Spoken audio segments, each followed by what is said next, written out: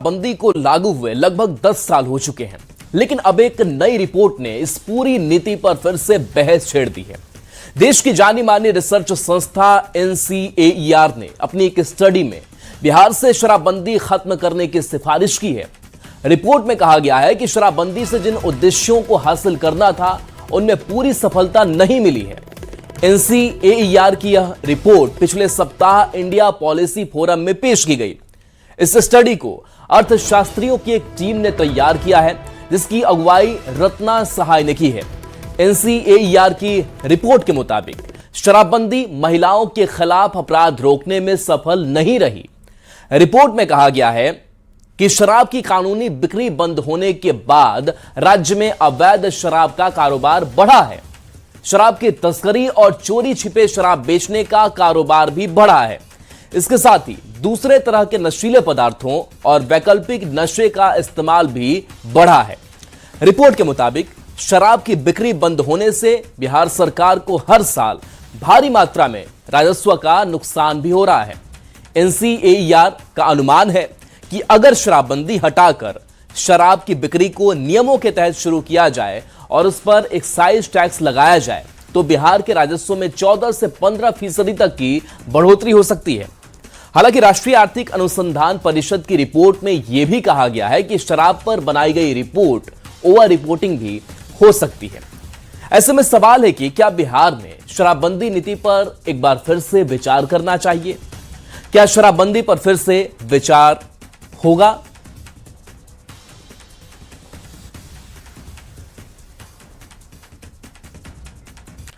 अब यह जानना जरूरी है कि NCAER की स्टडी में क्या कुछ कहा गया है। तो NCAER की यह स्टडी बिहार में पूर्ण शराबबंदी के करीब 10 साल पूरे होने के दौरान यह तैयार की गई है, जिसमें कई खुलासे हुए हैं। अर्थशास्त्रियों की एक टीम ने इस रिपोर्ट को तैयार किया है, जिसकी अगुवाई रत्ना सहाय ने की है। अब देखिए, शराबबंदी हुई तो नशे के दूसरे रास्ते भी खुलते चले गए। रिपोर्ट में यह तर्क दिया गया है कि शराबबंदी के बाद राज्य में अवैध शराब का कारोबार बढ़ा है। दूसरे नशीले पदार्थों के इस्तेमाल में भी बढ़ोतरी हुई है। रिपोर्ट के मुताबिक शराब की बिक्री बंद होने के बाद शराब की तस्करी, अवैध बिक्री और दूसरे नशीले पदार्थों की खपत बढ़ने की भी बात इस रिपोर्ट में कही गई है। तीसरे पॉइंट की बात करें तो हर साल राजस्व का 14 से 15% नुकसान हो रहा है, यह भी इस रिपोर्ट में है। रिपोर्ट में दावा किया गया है कि शराबबंदी का एक बड़ा आर्थिक असर भी सामने आया है। शराबबंदी के कारण बिहार को हर साल अपने राजस्व का करीब 14 से 15% का हिस्सा गंवाना पड़ता है। अब देखिए, एक पॉइंट यह है कि NCAER ने सुझाव क्या दिए हैं। तो NCAER का सुझाव है कि बिहार में पूरी तरह शराबबंदी की जगह नियंत्रित और नियमों के तहत शराब की बिक्री शुरू की जा सकती है। सरकार शराब पर टैक्स लगाए और इससे मिलने वाले पैसों का इस्तेमाल शिक्षा, स्वास्थ्य, सड़क, बुनियादी सुविधाओं और रोजगार पर किया जाए। रिपोर्ट का तर्क है कि इससे सरकार को राजस्व भी मिलेगा और शराबबंदी लागू कराने में लगने वाले पुलिस प्रशासन के संसाधनों का इस्तेमाल दूसरे जरूरी कामों में किया जा सकेगा। अब देखिए, रिपोर्ट के अनुसार 2024 में महिलाओं के खिलाफ अपराध के मामले करीब 28,000 तक पहुंच गए हैं। तो शराबबंदी के बाद क्या कुछ चेंजेस भी आए, उसे भी समझना जरूरी है। 2012 से 2024 तक के आंकड़ों का हवाला देते हुए कहा गया है कि साल 2012 में करीब 11,000 मामले जो हैं वो सामने आए। 15.5 हजार ये मामले सामने आए, जो 2015 में करीब 14,000 रहे थे। 2016 की बात करते हैं तो करीब 12,000 ऐसे मामले जो हैं वो महिलाओं के खिलाफ उत्पीड़न के सामने आए और 2018 में आंकड़ा जो है वो करीब 17,000 का हो जाता है। 2019-20 में करीब 15.5 हजार मामले सामने आए। 2021 में करीब 18,000 मामले सामने आए, तो 2022 में करीब 20,000 मामले सामने आए। तो महिलाओं को क्या कुछ फायदा मिला या फिर नुकसान हुआ, इस डेटा के जरिए भी इसको समझने की कोशिश की गई है। 2023 में करीब 23,000 तो 2024 में करीब 28,000 मामले जो है वो सामने आए हैं। अब देखिए वहीं NCAIR के शराबबंदी पर रिपोर्ट के बाद बिहार की सियासत तेज है। उत्पाद एवं मद्य निषेध मंत्री मदन सहनी ने रिपोर्ट को सही नहीं माना और शराबबंदी जारी रखने की बात कही। वहीं आरजेडी ने इसे विफल बताते हुए भी शराबबंदी लागू रहने की बात कही।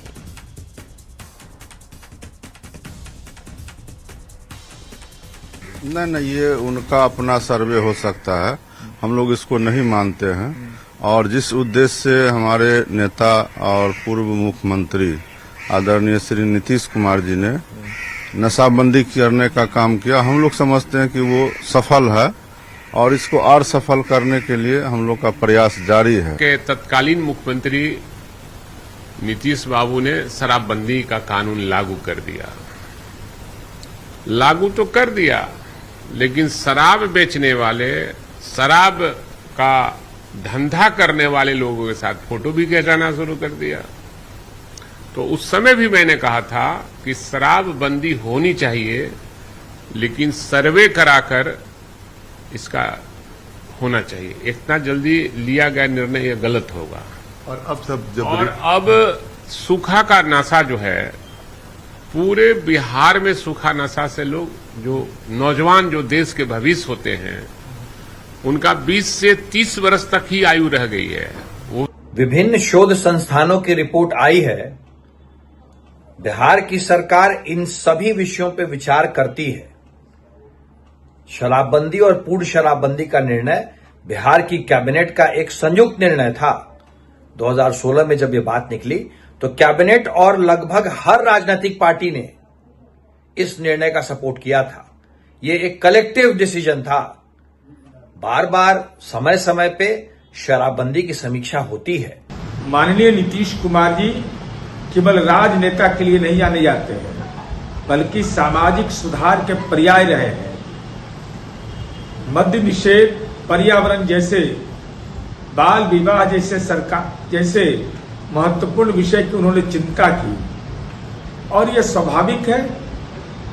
अब ऐसे लोग जो मद्य निषेध कानून से अपने आप को असहज महसूस कर रहे हैं, मैं चुनौती के साथ उनको कहता हूं, आंकड़े की बाजीगरी मत करिए। और इस पूरी खबर पर आनंद अमृतराज हमारे साथ न्यूज 18 संवाददाता जुड़े हैं। आनंद, 10 साल पूरे इस शराबबंदी के हुए, कई बदलाव भी सामने आए, लेकिन इन सबके बीच जो NCAIR की तरफ से रिपोर्ट जारी की गई है कि 14 से 15% तक का राजस्व नुकसान होता है, बाकी दूसरे सूखे नशे का इस्तेमाल बढ़ा है। इसके साथ साथ महिलाओं को लेकर भी किस तरीके के अपराध हुए, उसका भी एक डेटा जो है वो सामने आया है। इन सबके बीच क्या माना जाए कि इस शराबबंदी वाले बिहार में कुछ बदलाव होगा, या फिर सरकार कुछ सोचेगी इस पर? क्या कुछ हो सकता है आगे? देखिए राहुल, हमारे साथ बिहार सरकार के राजस्व भूमि सुधार मंत्री दिलीप जायसवाल जी मौजूद हैं। दिलीप जी, NCAIR की रिपोर्ट आपने देखा ही होगा। इस रिपोर्ट में बोला कि जिस उद्देश्य से बिहार में शराबबंदी की शुरुआत की गई थी, वो उद्देश्य पूरा नहीं हो पा रहा है। महिलाओं पे जो अत्याचार रोकने की बात थी, उसमें भी ये जो रिपोर्ट है उसमें बहुत कुछ सवाल खड़े करता है। सूखे नशे का प्रचलन बढ़ता जा रहा है, बिहार को आर्थिक क्षति हो रही है। कैसे देखते हैं 10 साल पूरा होने जा रहा है बिहार में शराबबंदी? देखिए, इस सवाल के जवाब, जो आपके प्रश्न हैं उसके जवाब के पहले हम 2-3 बातें आपको बताना चाहेंगे। पहला तो ये कि आप पूरे देश की अगर स्थिति को देखें तो जहां शराबबंदी नहीं है, जैसे पंजाब